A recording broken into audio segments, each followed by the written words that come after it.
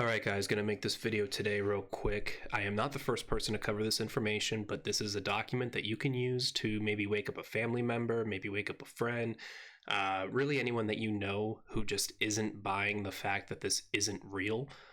Maybe this will help convince them. This is an article from February 5th, 2010 by Michael Fumento on Forbes. It's entitled, "Why the WHO Faked a Pandemic."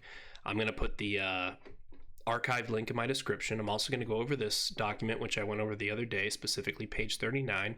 But let me get to this first, and let me just jump right into it. The World Health Organization has suddenly gone from crying "the sky is falling" like a cackling Chicken Little to squealing like a stuck pig. The reason? Charges that the agency deliberately fomented swine flu hysteria. The world is going through a real pandemic. The description of it as a fake is wrong and irresponsible, the agency claims on its website.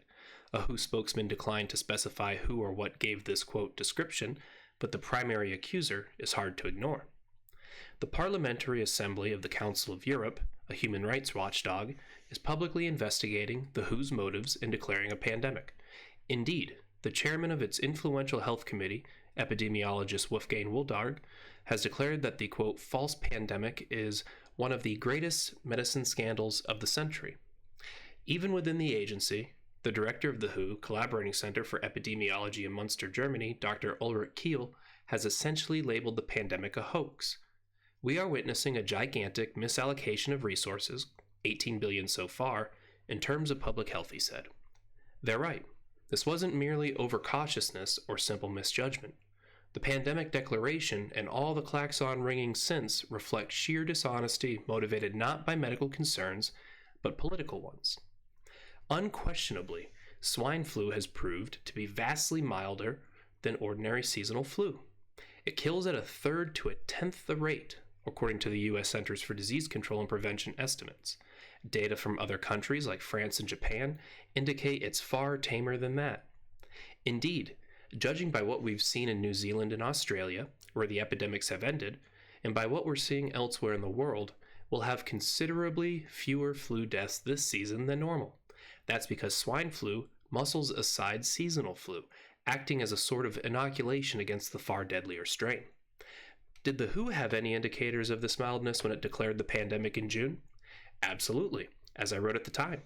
We were then fully 11 weeks into the outbreak, and swine flu had only killed 144 people worldwide, the same number who die of seasonal flu worldwide every few hours, an estimated 250,000 to 500,000 per year by the WHO's own numbers. The mildest pandemics of the 20th century killed at least 1 million people.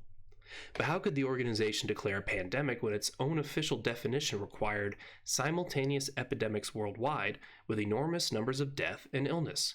Severity, that is, the number of deaths is crucial, because every year flu causes a global spread of disease. Easy. In May, in what it admitted was a direct response to the outbreak of swine flu the month before, WHO promulgated a new definition matched to swine flu that simply eliminated severity as a factor. You could now have a pandemic with 0 deaths. Under fire, the organization is boldly lying about the change, to which anybody with an internet connection can attest. In a mid-January virtual conference, WHO's swine flu chief Keiji Fukada said, "Did WHO change its definition of a pandemic? The answer is no. WHO did not change its definition." 2 weeks later at a PACE conference, he insisted, having severe deaths has never been part of the WHO definition.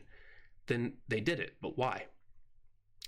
In part, it was SIA for the WHO. The agency was losing credibility over the refusal of avian flu H5N1 to go pandemic and kill as many as 150 million people worldwide, as its flu czar had predicted in 2005. Around the world, nations heeded the warnings and spent vast sums developing vaccines and making other preparations. So when swine flu conveniently trotted in, the WHO essentially crossed out avian, inserted swine, and WHO Director General Margaret Chan arrogantly boasted, "The world can now reap the benefits of investments over the last 5 years in pandemic preparedness." But there's more than bureaucratic self-interest at work here. Bizarrely enough, the WHO has also exploited its phony pandemic to push a hard-left political agenda. In a September speech, WHO Director General Chan said ministers of health should take advantage of the, quote, devastating impact swine flu will have on poorer nations to get out the message that changes in the functioning of the global economy are needed to distribute wealth on the basis of values like community, solidarity, equity, and social justice. She further declared that it should be used as a weapon against international policies and systems that govern financial markets, economies, commerce, trade, and foreign affairs. Chan's dream now lies in tatters. All the WHO has done, says Pace's Wodart, is to destroy much of the credibility that they should have, which is invaluable to us if there's a future scare that might turn out to be a killer on a large scale. How many parallels were you able to draw in your own mind by me reading that to you to what's currently going on? Scary, huh? It's almost like this entire thing isn't real. It's almost like it's about control and it's about resetting the economy.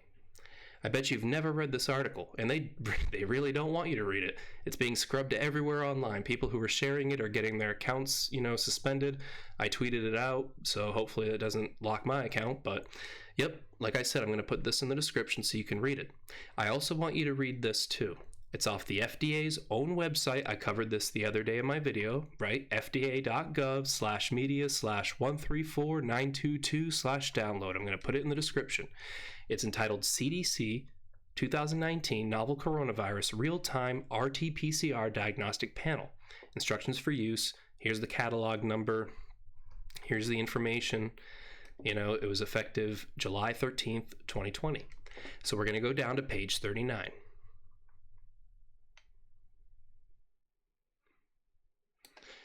All right. Let's see if I can find it. Here we go.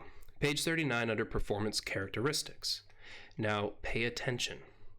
Since no quantified virus isolates of the 2019 COVID virus are currently available, assays designed for detection of the 2019 COVID RNA were tested with a characterized stocks of in vitro transcribed full-length RNA of known titer, spiked with a diluent consisting of a suspension of human A549 cells in viral transport medium to mimic clinical specimen. So they do not have quantified isolates of this virus. They do not have samples of the 2019 COVID virus. They just admitted they don't have samples. So they had to create a similar strand of RNA, or what they believe to be a similar strand of RNA, and use that instead. So they admit they don't have the virus isolated in a lab. These very same people who are basically dictating how our lives should be lived now and the major changes that we should make to them, which is basically just enslavement. I mean, you can't leave the house without being told what you can wear, where you can or can't go, how long you can be outside before you must return because of a curfew, whether or not you're essential, all these things that make absolutely no sense unless it's not about a virus and it's about control. So like I said, I'm going to put these in the description. I'm going to keep this video short. You can download them yourself, share it with people, please. Get this information out, because if we don't stop this now, we're never going to get another chance. Hope you guys have a good weekend. Take it easy.